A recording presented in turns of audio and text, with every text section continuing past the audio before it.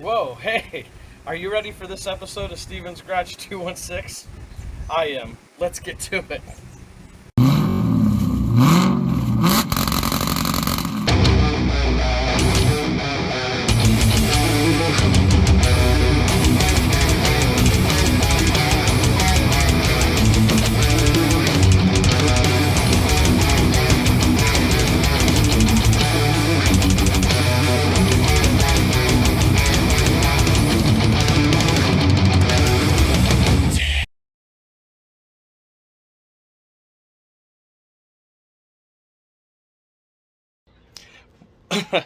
Welcome back to the channel. Real quick, I just want to show you guys something special. Almost ran this little guy over in my semi-truck one day. Meet Turbo. Turbo. They want to say hi. Turbo. Turbo is a red painted turtle. And I guess they're very common, found a lot here in Ohio. But let's get to some work. I noticed the other day, it's been like 6 or 7 months since I posted a video. So a lot of you guys are new. You've recently subbed to the channel, and you're probably thinking, I subbed to a channel, a guy doesn't make any videos, damn it. Guess what? We make videos. We haven't made videos since I got sick back in December.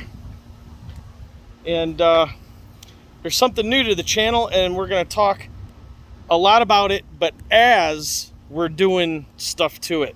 And here's the new addition to the channel. Here it is, from Tampa, Florida, 1995 C4 Corvette.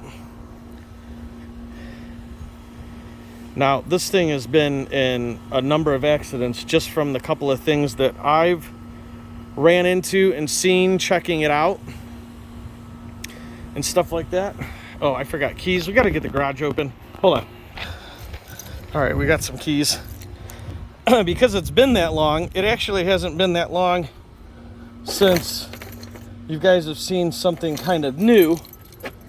It's just the time frame in between videos. So not really a whole lot has happened. Oof, I forgot to catch the garage door. It's been so long. There's so much going on with this car right here. This car is missing like all its badges. Show you guys first is that one of the first things I'd done was had to install a new OBD2 port on it. And then also had to install a new gauge cluster. So I'll show you. This is just little things that I've done. This gauge cluster was so easy to take this one out and put the new one in. Very simply, I just undid these two 10mm bolts, folded this down, undid this bolt here, and there's one on the other side there. The steering wheel drops. You take out a couple of screws, it falls out practically. Put the new one in, put it back together, done. That's not really of what I want to talk about with this car. There's so much going on. There's a story behind it. If you guys remember, not too long ago in a couple of videos back, if you've seen them, if you haven't, go back and take a look. And also, while I'm thinking about it, please subscribe if you're new and you're checking this video out today. Subscribe, turn the notifications on, because I know I haven't done any videos for about 6 months, but I have so much work to do. This garage, I did no videos on it, but it's better than it's cleaner than it's ever been in like a long time. And for those of you that complained in other videos that I was looking at my wrist without having a watch on, guess what? Look what there it is right there. We got a Samsung Galaxy 4 watch that we're playing with. But let's take a look at this Corvette. I have to go through this really fast. If you guys, gals, people have been watching, checking out some of the videos while I've been off and out, you know that not too long ago I was down in the Tampa area and then drove down to the Freedom Factory in the C5. Went down there, towed it down there on my new trailer, took that down there, got to be on the Freedom Factory, did a burnout in the burnout pad. We got the 85 Camaro is finished. I think that's been in videos though. We're done with that. But while I was down there, literally the day that we came home from Florida, we got somebody down here, showed at my work, wants $1,000, $1,200 to be exact, for a 95 Corvette. And I'm thinking, that's awesome.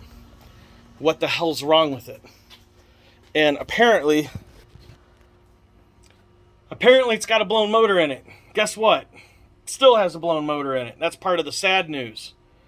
The good news is that there was some things that were done. Well, that's not good news. All the bad news is that made a deal with a friend. He took the engine to a shop down there in Florida. Machine shop down there, measured, did everything, installed new bearings, cam bearings, freeze plugs, bored it 30 over. It's got brand new 30 over pistons in it. It's got new rings. Like, it's all brand new except for a couple of things, and that's what we're going to work on, are these couple of things that, you know, you go so far with it, you might as well have done those two things that you left out, because that's more than likely part of the problem on why this happened. But there's so many different variables of things that were wrong with this, which is why the engine is blown already.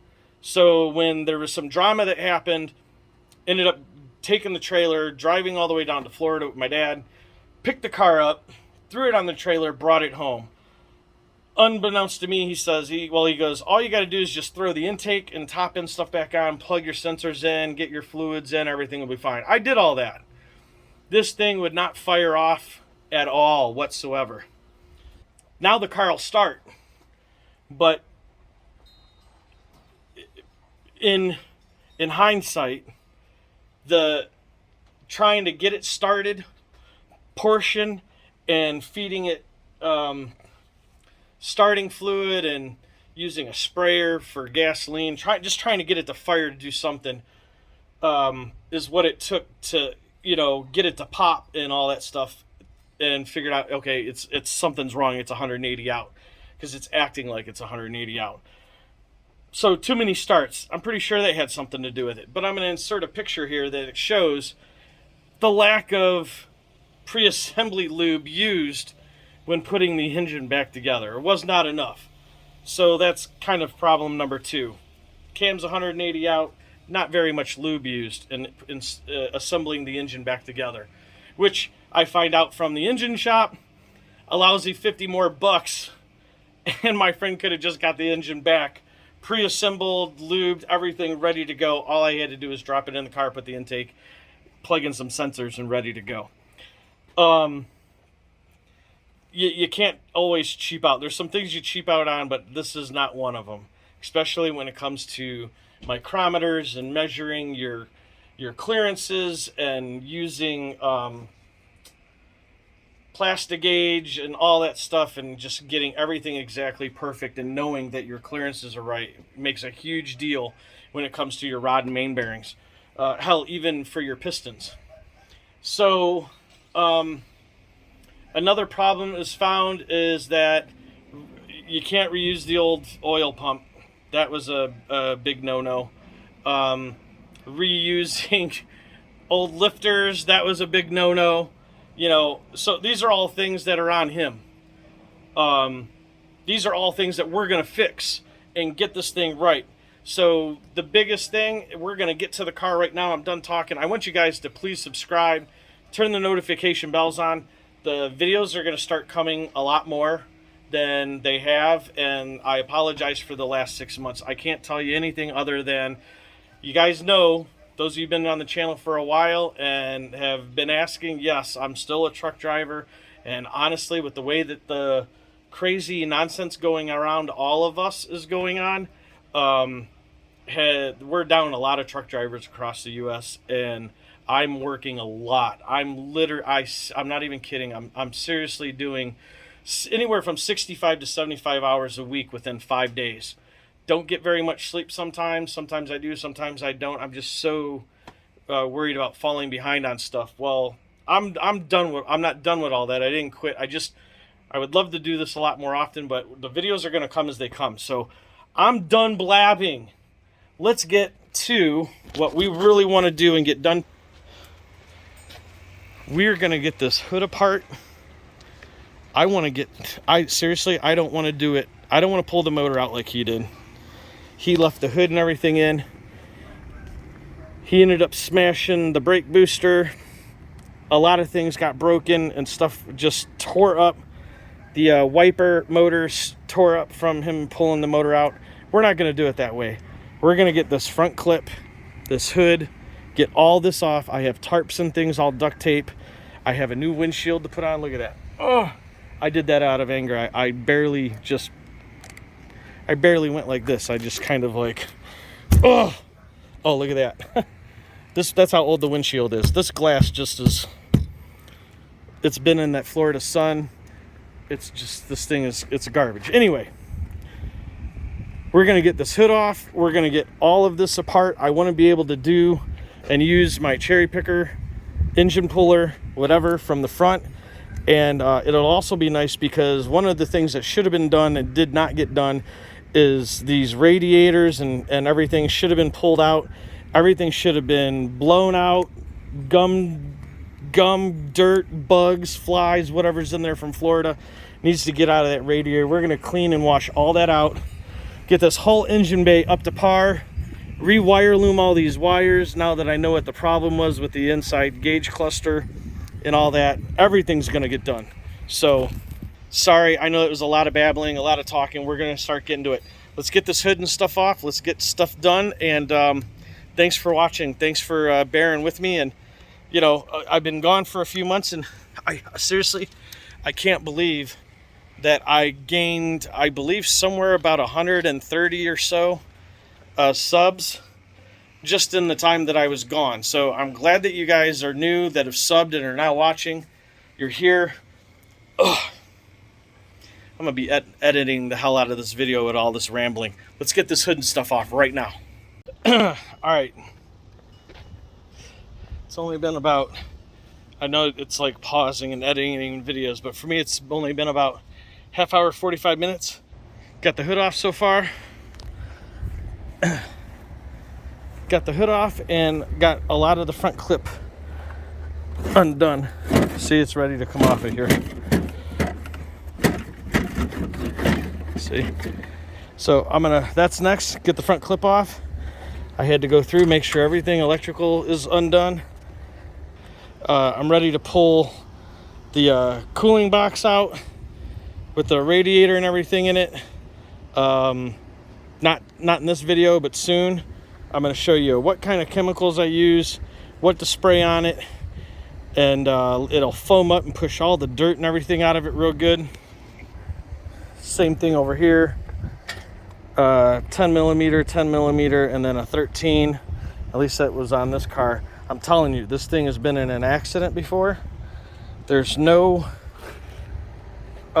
in between the actual bumper and the skin, there's no what is that foam that's supposed to be there.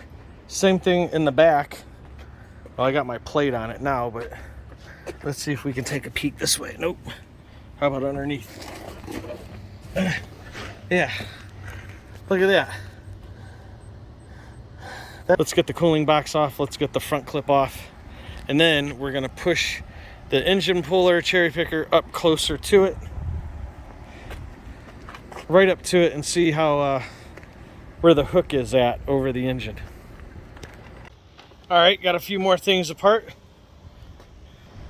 Got the cooling box out. I call it a cooling box. I think I've heard somebody else say something about a cooling box, but basically your AC coil is in there for the air conditioning. Your radiator's in there. Man, just looking, I'm like, that is so dirty. But we're gonna finish taking it apart. Not today, I'll do it another video. But we're gonna take this thing completely apart, clean the hell out of it, get that 73 off there. That's obviously a junkyard part. As you can see on the engine here, I painted some gold, some green to kind of match with the, you know, the black and tan interior of the car, and then the green with the outside of the car. That's what I was shooting for, but this is what your car looks like underneath.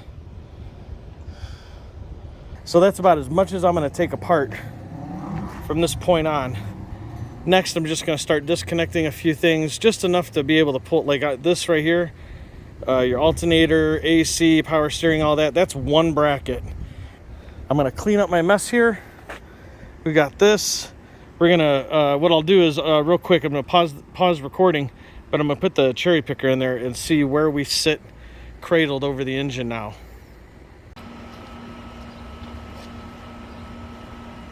So that's it for the day. We got the front clip off, we got the hood off, we got the airbox out. There is plenty of sunlight, but it's Friday and we have a whole weekend to get the motor out, get everything measured, redo all the bearings, everything, get it all back in. Am I really shooting for one weekend and have it all back together? Who knows? I've done it before, but I've also gotten way bigger, gotten way older, and this isn't as easy as it used to be. I got it tarped up for right now till tomorrow, but I wanted to get a video because I'd already done a lot of talking. So we did a little bit. You got to see something. Got the hood off, got the front clip off. All I got to do now is undo some key things of the engine and get it pulled out and get it on a stand. That's going to be in the next video, but I'm not going to wait a whole week to post it. Like I said, things are going to start coming out a lot more quicker, a lot more faster than they were before. Although they may be shorter videos. I may only do 5, 10, 15 minutes, whatever it is. Make sure you hit that subscribe button. Make sure you get the notifications turned on so you know when I posted a video. I get to it. I hope you guys like what's going on. I know this video sucked, but it is a video and I got to get my content on. We're really gonna kick ass on this one and get the body, paint, everything. It's gonna look great. And I'm gonna go over how I figured out or why I think it's a Z51 car because of all the RPO codes and stickers inside the car. The VIN, the whole 9 yards. We're gonna get it all figured out, whether it's good, bad, ugly, whatever. Have a great day, have a great weekend. We'll see you in the next video. Bye.